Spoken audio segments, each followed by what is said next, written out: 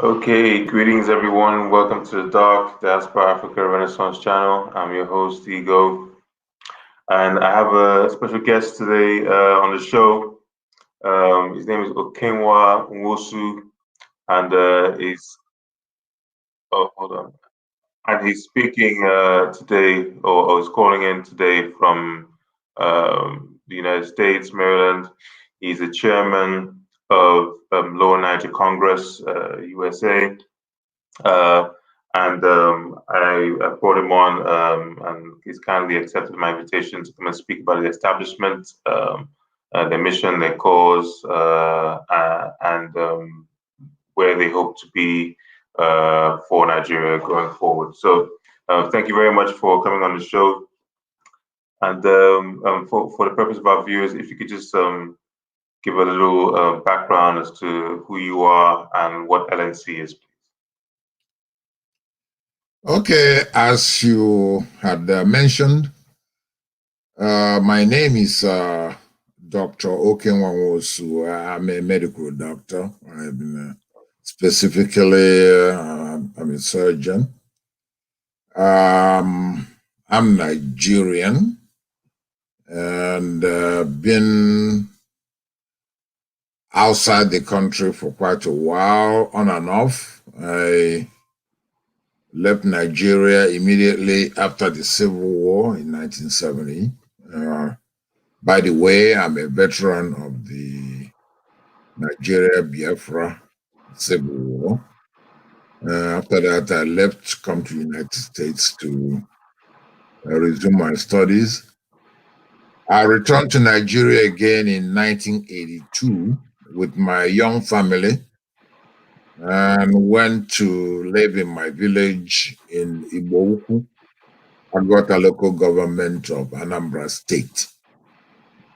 I was there for almost 14 years before I was compelled again to make another U-turn to come back here now that my kids, my daughter had just finished, graduated in SS3, and there was nothing to do. Abacha was in control then. And I just had to make the hard decision of abandoning everything I've accumulated as a young, hardworking man, and I returned to the United States to start all over again. So being here since then, I resumed practice here since 1995. Now, if you want, I can get into the Lower Niger Congress, or you may have to bring up the question on that. I have been active in the socio-political affairs of our people.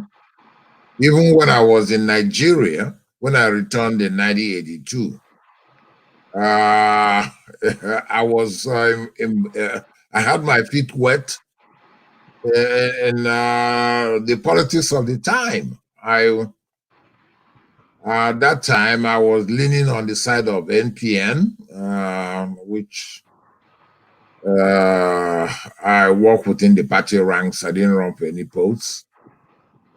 Okay. Later on, during the extended army rule, the Babangida regime introduced its own transition program. When we had a little to the left, a little to the right. That was when, during the era of Social Democratic Party and the National Republican Convention, I was involved again. In fact, I was a deputy chairman of the National Republican Convention in Anambra State. And of course, when Abacha and company torpedoed the boat, all that was set aside. So, in summary, I have a background in medicine. I've lived in rural Nigeria, where I started my life from, and worked there as a medical doctor. I had gotten engaged in partisan politics, albeit at just the organizational level. I didn't contest for any posts. When I came here, I've gotten myself involved in a number of things which I shouldn't get into here. I guess you called me because of Lower Niger Congress USA, and I'm ready to answer specific questions or discuss any issues you want about that. Excellent. Thank you very much for the background.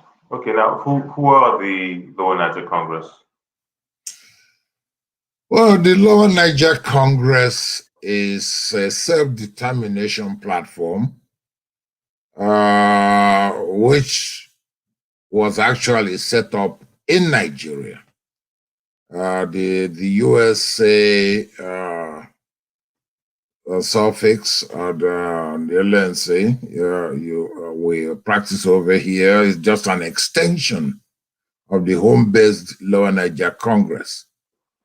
Now, the Lower Niger Congress is not by itself, it's actually a part of an alliance that was spun off the UNIAACL stroke Movement for New Nigeria that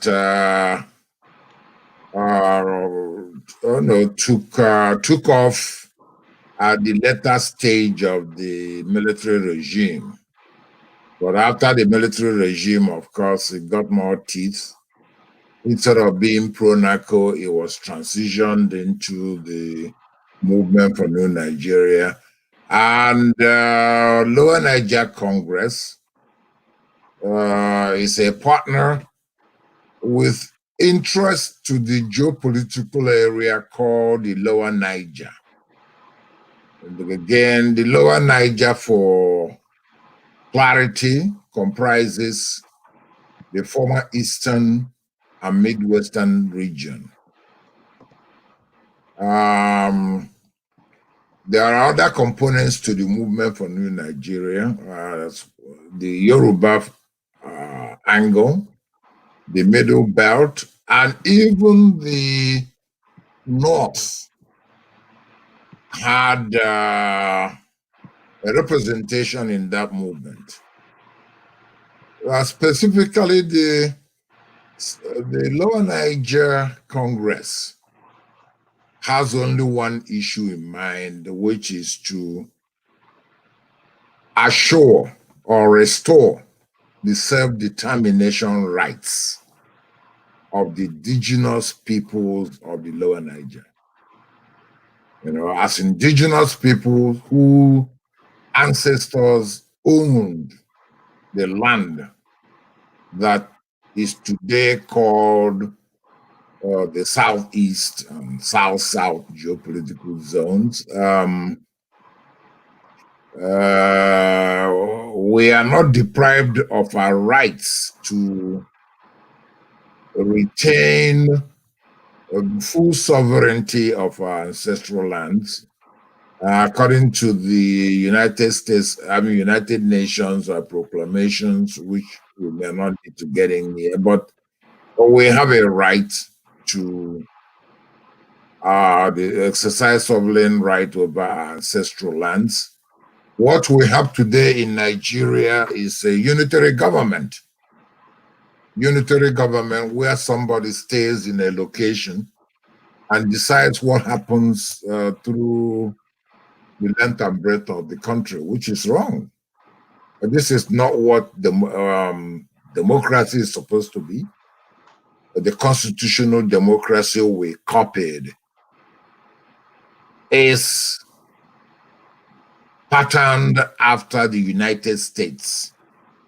Okay, the United States has a presidential constitutional democracy, which we emulated, but we copied wrongly. You know, in United States, it is not the president of USA who decides on what happens to the country, and then that's it. You know, here in the United States, we copy, whose constitution we copied.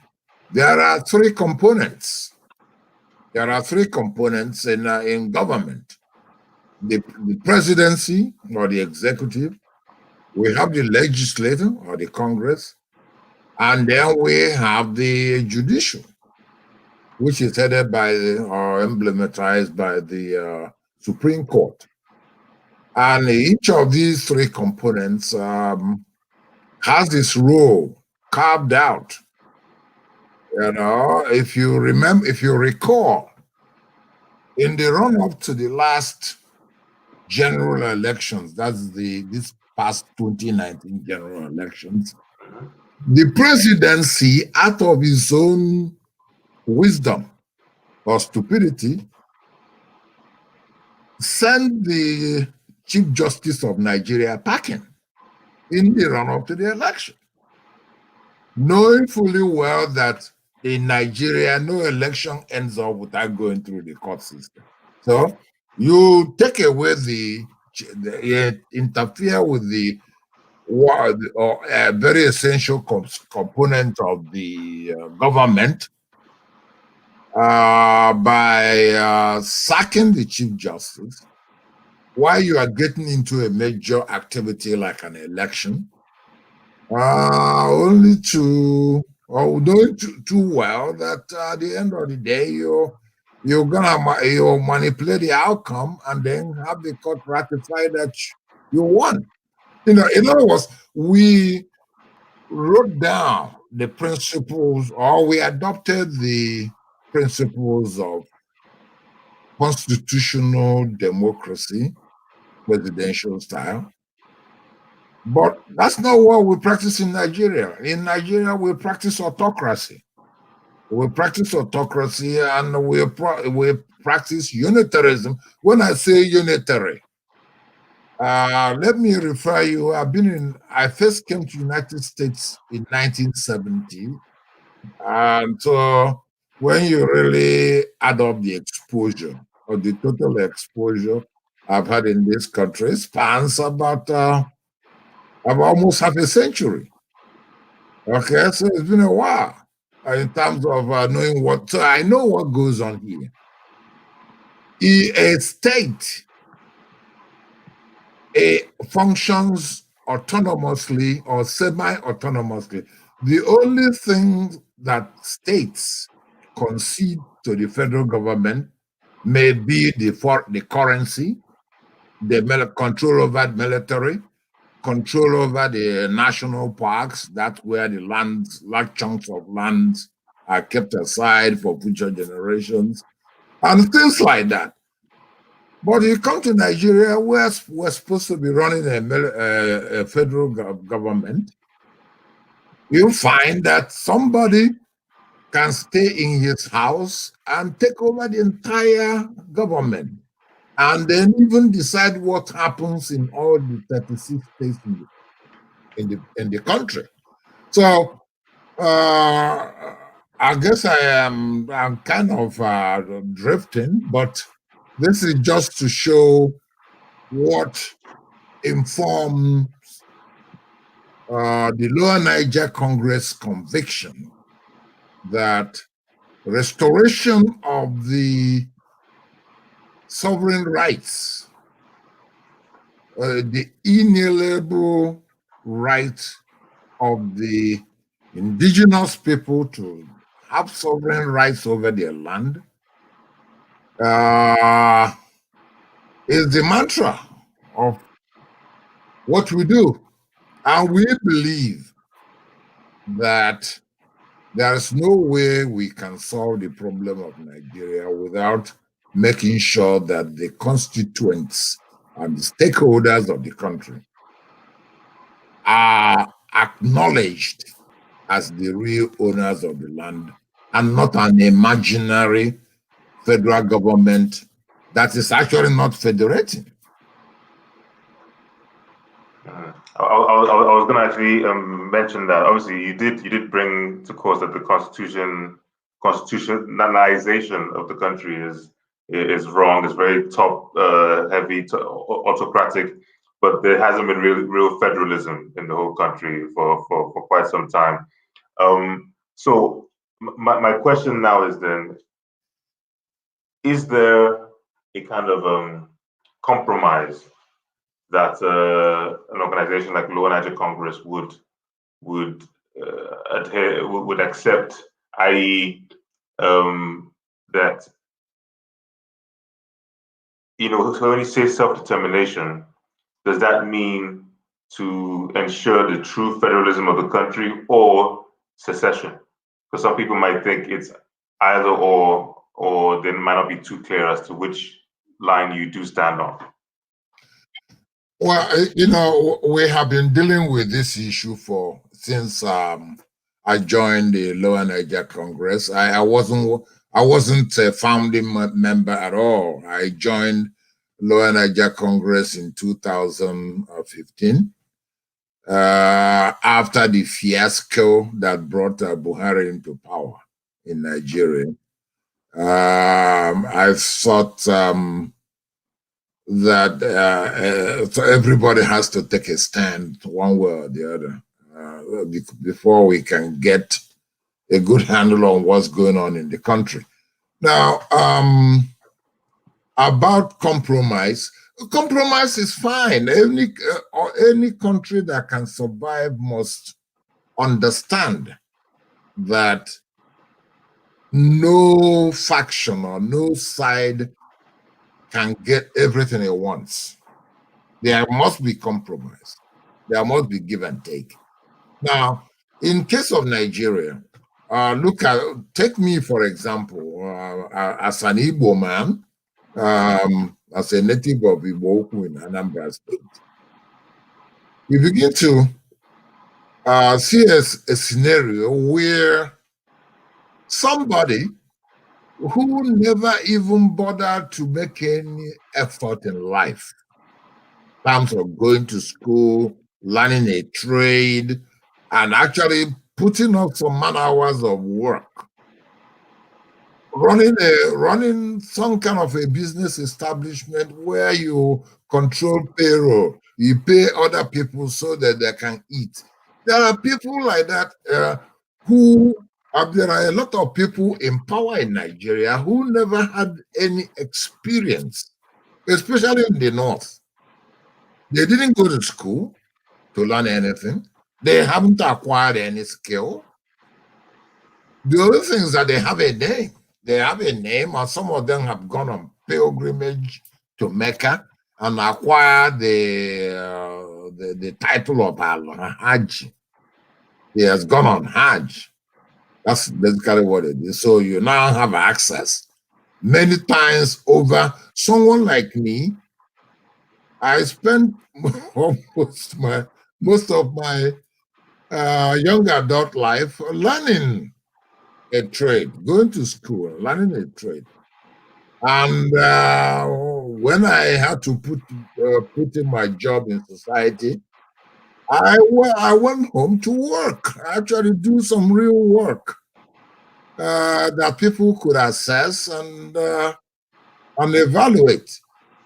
Now, you flip over to northern Nigeria, the other people who feel that they are born to rule Nigeria, you find that they are not making any effort to look in the direction of productivity.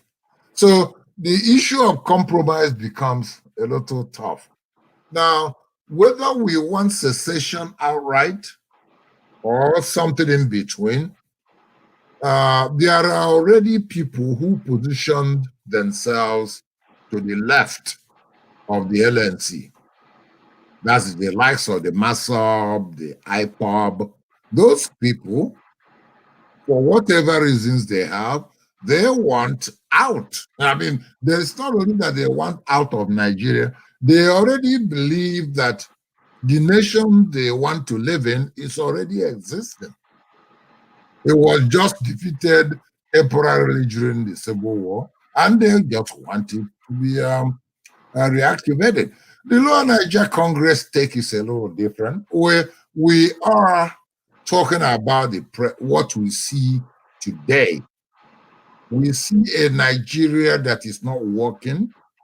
We see uh, 200 million Nigerians and more than 300 ethnic nationalities that have been hoodwinked since the amalgamation of 1914. And you see that the country is not going anywhere. Our business is actually initially to restructure Nigeria. That was the initial thrust of the MNN, Movement for New Nigeria. They had a conference in Lagos, that's the MNN, on June 30th, 2011, where the representatives from Lower Niger, from the Yoruba Federation, from the Middle Belt, and even from the North, they all agree that the best bet is to lump Nigeria into 4 major camps: Lower Niger, Yoruba Federation, Middle Belt, and then for the people who want Sharia, you got to give them the Sharia. So there's a Sharia North. There are 12 states that have already adopted Sharia. It's in their law books. Okay? So let them have their Sharia. So there's a Sharia belt in the north. Below the Sharia belt, you have the Middle Belt. Then to the west, you have Yoruba Federation. To the east, you have Lower. So big 4 chunks. Those 4 groups will now have to go home and convene their constituents and develop a memorandum of understanding. They have to develop how they will associate and relate with each other, like you from Urobo. By the way, I don't know if you know this or not, but maybe I can interject that. The Lower Niger Congress president is actually your neighbor. Yeah, I saw that. Yeah, Mr. Fred Abayebe is just next door to you. And so we are not into the alliance formation where the mighty dominate the underlings. That's not the issue. We want a situation where all stakeholders will feel that they have control of their indigenous lands. You got to do that. That is natural justice. If we start from there, then you can bring if they don't have the money, if they don't have the skilled manpower, if they don't have whatever, they can at least use their own God-given land as a collateral, as a bargaining power, to now come in and become part of a. If we begin to think and do things in that way, then it's easy to unlock the energy that is sequestered within the country. Nigeria has all the resources, has everything, but we're not going anywhere because you don't want the owners of the land to have access to it. That is criminal. That's ungodly. And even within our Igbo context, the Igbo cosmology, that is an abomination. You don't dispossess people of their ancestral lands. And that's exactly what Nigeria is doing, or has actually done. They cooked up what they call a constitution. We have done a lot of research on it to find out that the constitution we use now was not written as a constitution initially. It was written as a decree. It was written as Decree number 24 of 1999.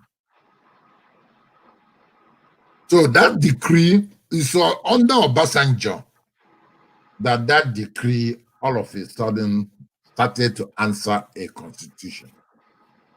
So the people were never convened again to deliberate on the type of constitution we're going to have in Nigeria. So these are the issues that the LNC is focused upon because talking about calling names Biafra or this or tearing, there's nothing to tear. In Nigeria is really in a mess, and if you tear out one part, it does not cure the woes of the rest. So I hope that begins to clarify where the LNC, the angle the LNC is coming.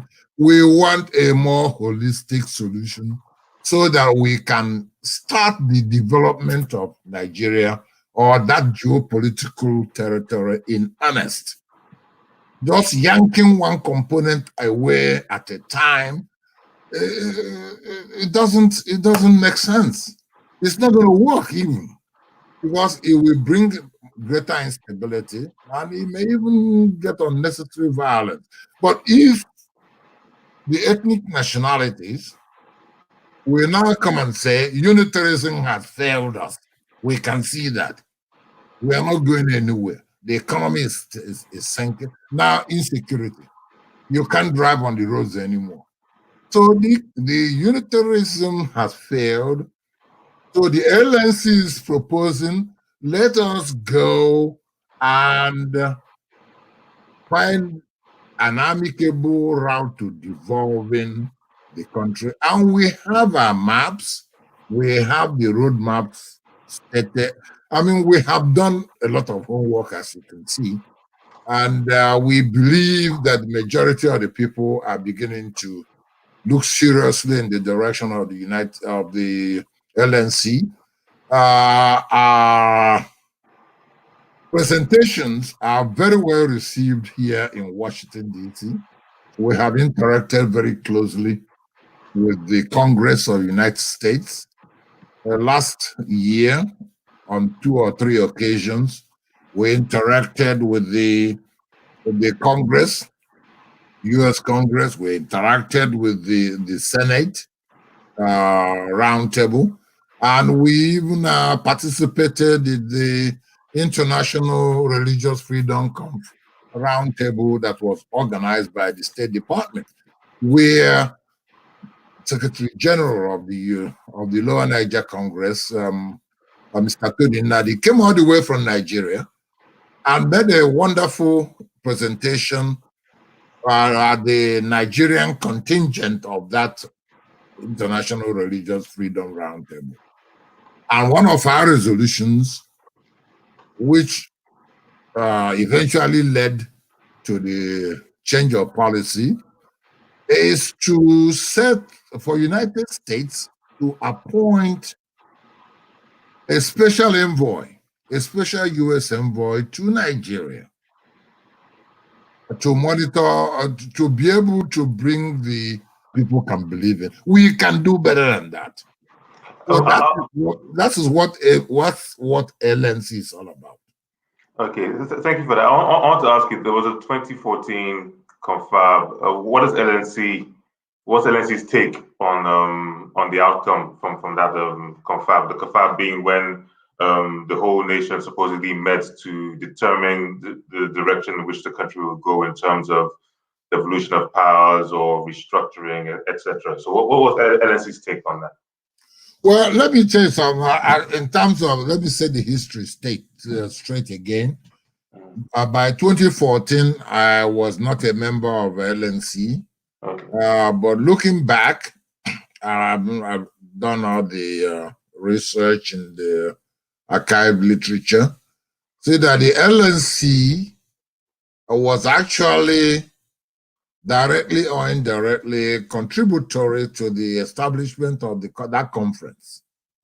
You know, because the president at the time Goodluck Jonathan was more amenable. You know, it's somebody who could be approached and you could have discussions with. And so here, the LNC had an influence in getting that it's not exactly the way they wanted it, but you know, like in politics, you don't get everything you want. So, but what happened, even though the outcome was not the grand slam the LNC was anticipating then, but so even whatever was put together at the time was trashed. So it becomes whatever opinion the LNC has becomes irrelevant. The whole thing is now in the trash dustbin. I guess if you had chance to read the former President Obasanjo's the latest letter to Buhari, Okay. he's suggesting another conference. You know, which doesn't make any sense. Somebody who took the outcome of a conference that billions of naira was spent from and threw it into the trash, you're now advising to convene another one. Does it make much sense? No, it doesn't. Oh, okay. No, it doesn't.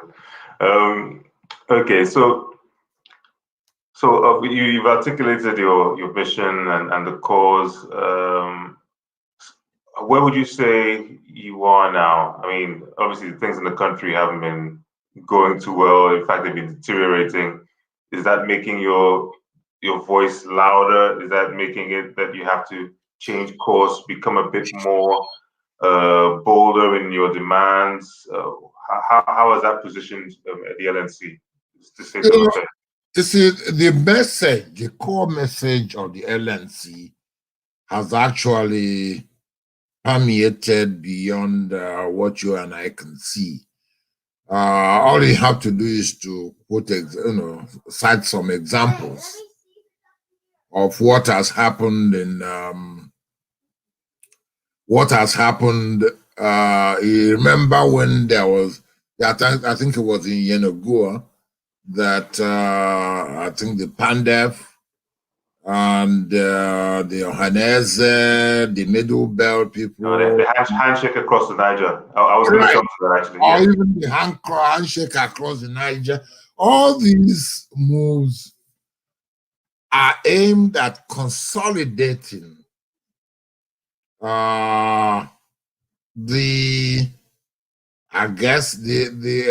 the perpetual rule or the willing tools of the country, people who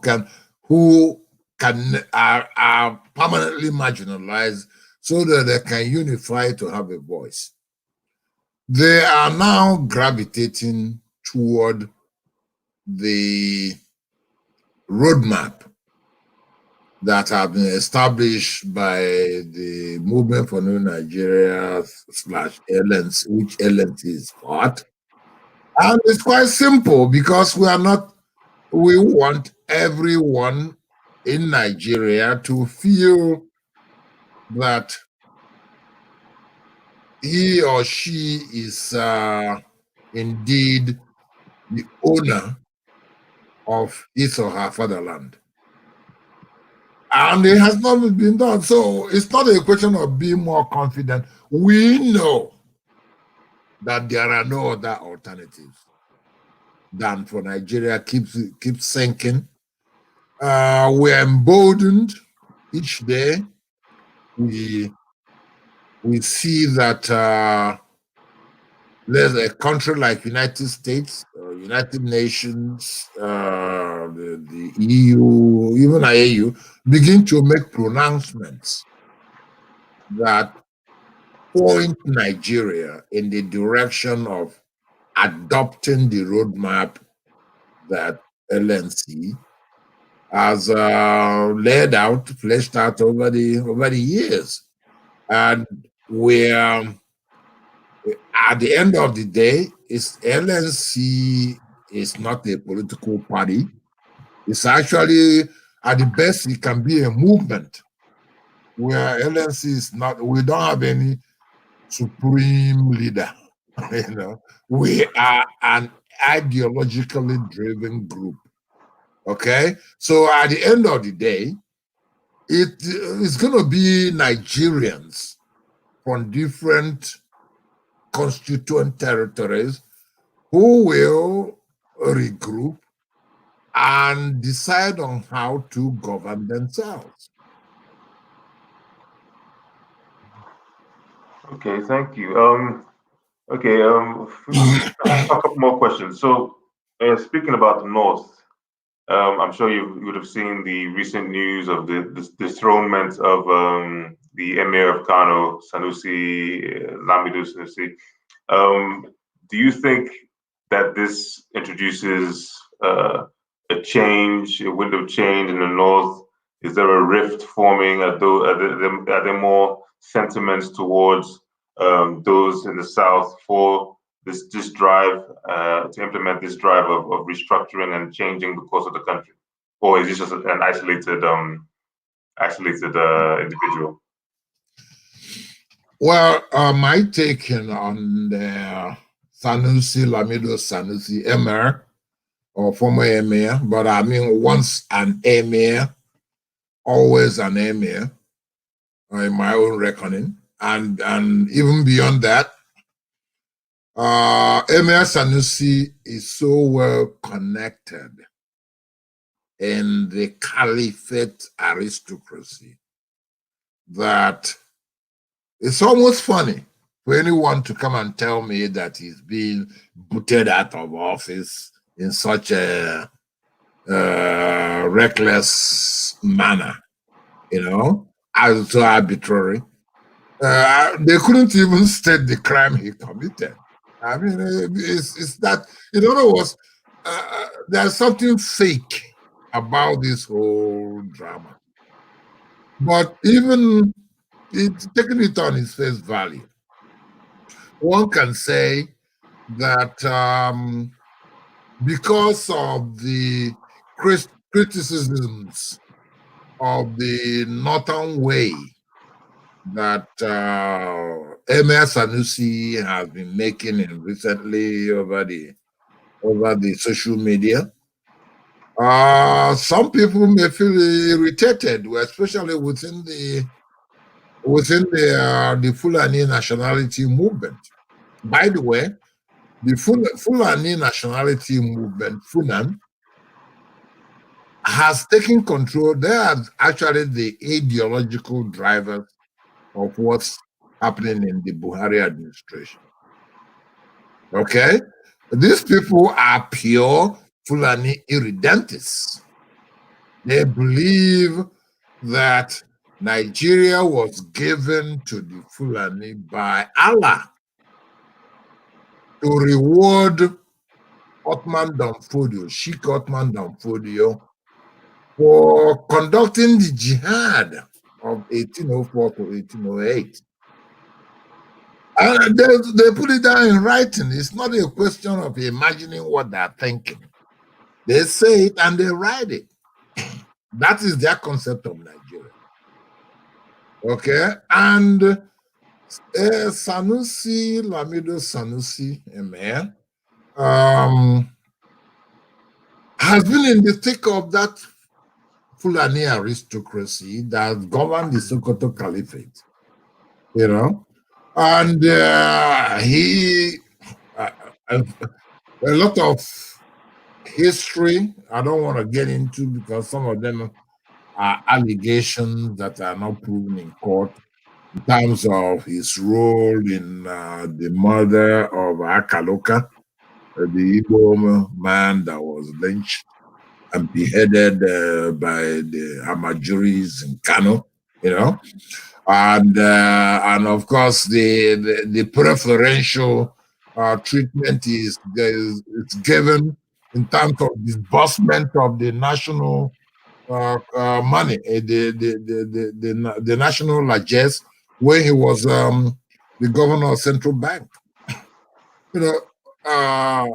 In my own reckoning, on the LNC's reckoning, Emir Sanusi is no saint. He is a typical Fulani aristocrat, and he is beholden to Sharia, and it's because of his commitment to Sharia that he was made emir. He wouldn't be made emir if he were anything else. So some people are alleging that it may be a drama to drum up some more sympathy for him in the South by pretending that the emir is being persecuted by the governor and therefore repackage and get him ready to contest for presidency. All those things are, I mean, anything could happen. Those guys, the way they think amazes me. They really believe that we're all fools. The way they think amazes me. If they actually somebody can make that calculation and now begin to act it out. Well, I would say I think I learned the last election around Nigerian politicians are actually contacting these how do they call them, these political maneuvers from the US, from the West, who help to forge campaigns for various political parties. So these kinds of tactics are things that they do use. I think there was even a documentary I remember I recorded some other time about some people they hire in the US to maneuver and really manipulate the populace through various things. So I wouldn't put it past them.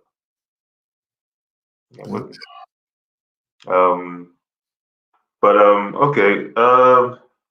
So where do we see in the future then, going forward?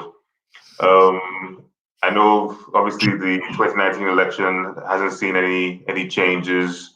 It's same as usual, some even getting worse when it comes to the security situation. Although there's been a twist, and I wanted to get your take on it. There's been a twist in the whole landscape, being that the Southwest or the West, the Yorubas have seemingly started to restructure through stealth in introducing the Amotekun, the security outfit, which is just for those states.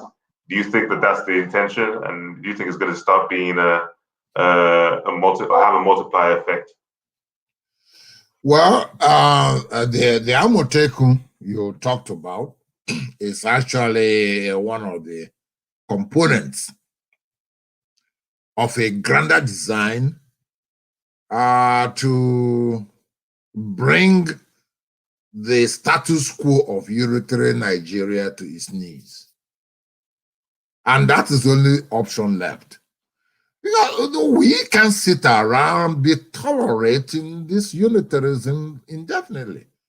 If you let it stand, then we are not serious about our own fate, So the Amotekun is a very bold initiative.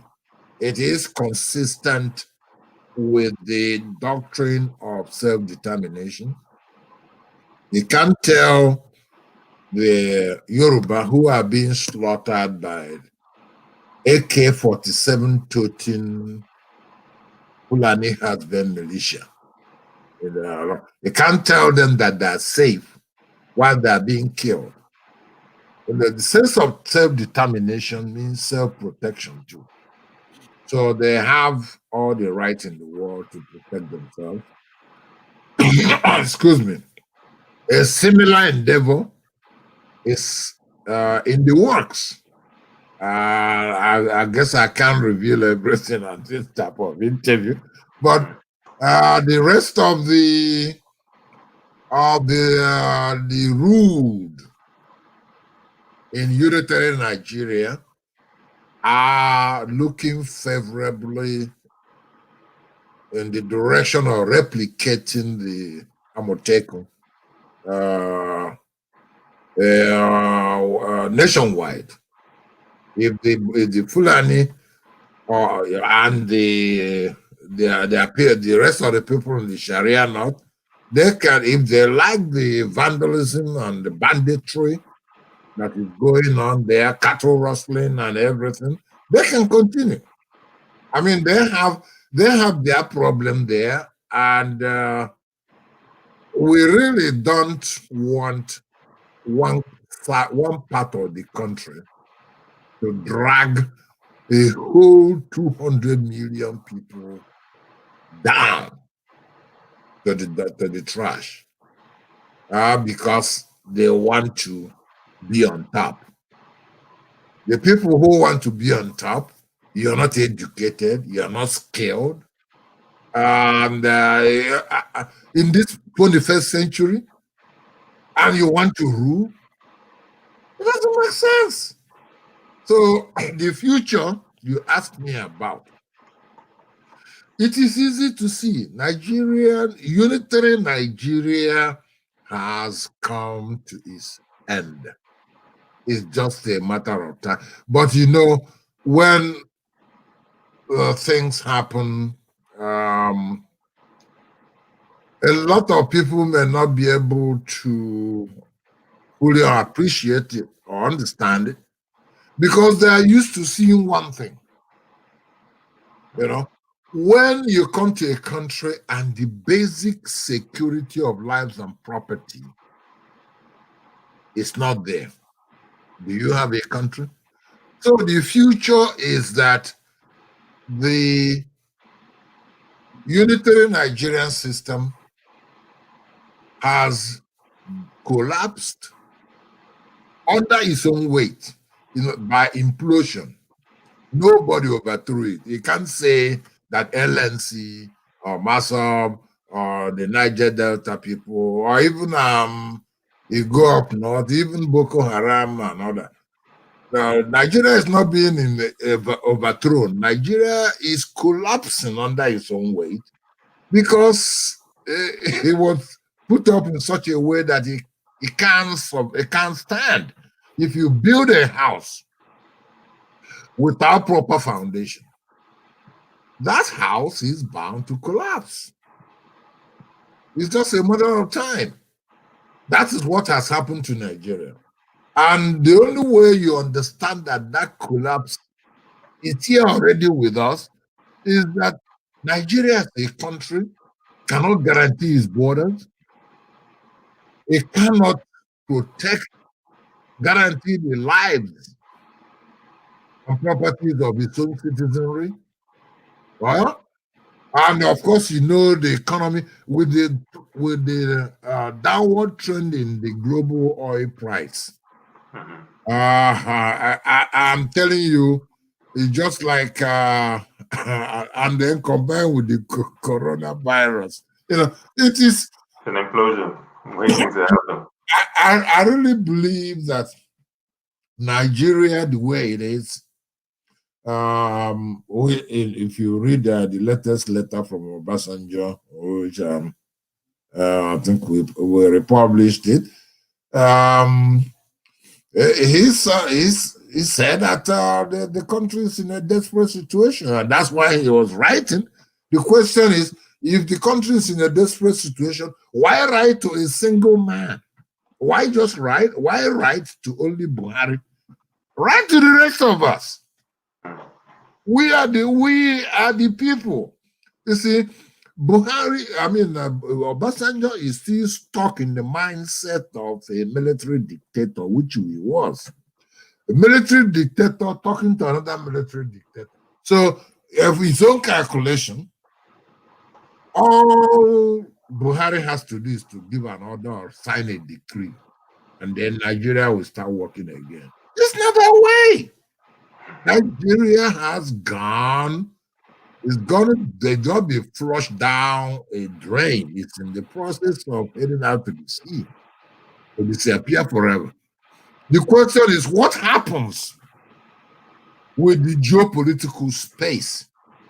Nigeria was labeled by Britain, but now we as free peoples, we can come together and relabel the geopolitical space in such a way as to give us a chance for the first time in human history for the black man to unleash his intellect, okay, and his desire, and show his capability to redeem our image that has been trampled throughout history. Our people have been enslaved. Well, they come and carry their people and then eventually turned around and carved up our land and owned it from far away and explore. So this is the history we have. How long are we going to be wallowing in? Now, in this 21st century, we have a dumb migratory nomad in the Sahel who now want to come and lord it over everybody living within Nigeria. So the future, the way I look at it is that the Fulani, as far as I'm concerned, I think they have run out of their wits. I mean, the time has run out on them. It's just like when you're trying to play soccer or basketball, and you want to score a goal or score, but you don't have the second. The time is not there to do anything. The Yoruba, I mean, the Fulani, they have abused the rights they have usurped, and they are so arrogant. The aristocrats are so arrogant to think that whatever happened in the last decades are going to continue indefinitely. That's stupidity. This is 21st century, Even if it happens to people of my age, what of my children? They're not going to take it. So the future of Nigeria is the owners of the land will finally assemble and give the Fulani a chance to remain part of the new configuration that will emerge, or they can make a U-turn and head back into the Sahel and start wandering forever. That's where I look at it. That's the history that is the future I see. But I'm sure that common sense will settle once they begin to understand that the nonsense that used to work in the past can work no more. When they're on that, but it's dawning on them. When they start playing useless prank like sacking Sanusi, Lamido Sanusi, that something is happening there. But I think there's some kind of panic. They don't need to panic. All they have to do is to accept that this is 21st century and we work things out together. Yeah, I've seen a number of interviews where it seems on the face of it, there are a lot of people who've represented the North, and I think the Aroa groups have seemed like they are in a kind of panic. Have come out with a lot of insulting comments, and it just seems a lot of unease, which as you said shouldn't be.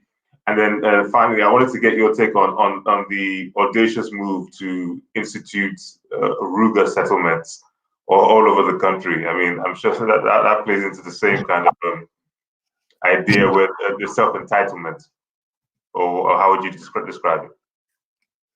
Okay, this is another manifestation of the dumbness of whoever is their strategist, whoever is planning things. I mean, they'll come in a caucus, India, they are Fulani caucus, maybe Funam or whatever, within the UNIAACL Cattle Breeders Association of Nigeria, MAGBAN, whatever caucus they use, and discuss their future plans. They don't really try to tease things apart before putting them together again. They don't do proper analysis. You're talking about even the basis for the Ruga. is contradicted by the very 1999 constitution they are trying to impose. Okay? Because the constitution says that the land in each state is controlled by the governor. Okay? If it's being controlled by the governor, then how come the governors are no longer weren't involved in the plan to move, to take ancestral lands that belong to. Can I have a moment? You know, so hold on for a second now. Is the noise okay? Yes, it's okay. It's okay. Okay, all right. So the bottom line again is that the Ruga settlement is idiotic because it's just like you want to shoot me, you want to kill me so you can take up my fatherland. And you may find that you are not doing that killing fast enough. So you turn around and say, why don't you give up your fatherland so that can keep some people there for some time so they can set. In other words, what you can't get by violence, you're now trying to get through all kinds of tricks. And it's so straightforward. That's why he failed on arrival. Even in the north, I'm not even sure they're getting any land for Ruga settlement up north. Definitely not in the middle belt. And certainly, none of such things will come from the south. So the Ruga settlement is idiotic in conception, and it was dead on arrival, and I don't think it's a non-issue because it's gonna fizzle away. I could continue talking to you. I really appreciate your time, Dr. Okenwa Nwosu, Chairman of Lower Niger Congress based in the USA. Really appreciate your time. Thank you for coming on and for expanding on this topic. And hopefully we get to see you again sometime soon. Thank you, Igor, and your partner in the background. I just never heard of that. Never heard him again, but it was nice talking to you, and you guys are doing a good job over there. Keep it up. Thank you very much. Okay. And, Take care. have a good evening. Sure, you do. Okay, bye-bye.